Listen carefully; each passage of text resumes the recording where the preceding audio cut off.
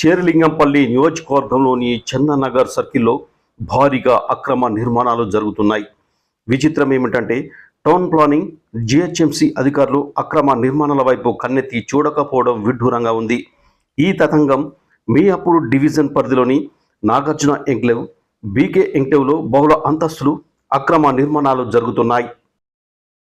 అయితే ముడుపులకు అలవాటు పడి టౌన్ ప్లానింగ్ అధికారులు కంచే చేనుమెసే చందనంగా మారింది. భూములు కోర్టుల్లో ఉన్నందున అట్టి స్థలంలో ఎటువంటి నిర్మాణాలు చేపట్టరాదని కోర్టు ఆదేశాలు ఉన్న 5-6 అంతస్తులు నిర్మిస్తున్న జిహెచ్ఎంసీ అధికారులు తమకు ఏమీ పట్టనట్లు వ్యవహరిస్తున్నారు. అక్రమ నిర్మాణాలపై ఫిర్యాదులు చేసిన అధికారులు మాత్రం చర్యలకు శూన్యం. అధికారులు మాత్రం లక్షల్లో ముడుపులు తీసుకొని ఏమీ ఎరగనట్లు వ్యవహరిస్తున్నారు.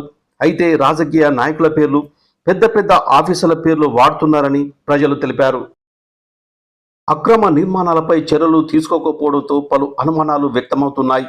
నాగార్జున ఎంక్లేవ్, బీకే ఎంక్లేవ్లో అక్రమ నిర్మాణాలను గమనిస్తే అధికారులు వారి పని వారిది, మనకు ఎందుకులే అని అక్రమ నిర్మాణదారుల నుంచి ముడుపులు ముట్టినట్ల అక్రమ కట్టడాలపై చర్యలకు వెనుకడుగు వేస్తున్నారు. అక్రమ నిర్మాణాలపై పలు పత్రికల్లో వచ్చిన స్వయంగా ఫిర్యాదు చేసినా ఎలాంటి స్పందన లేదు అంటే దాని అర్థం పాలన పడకేసిందని అర్థం.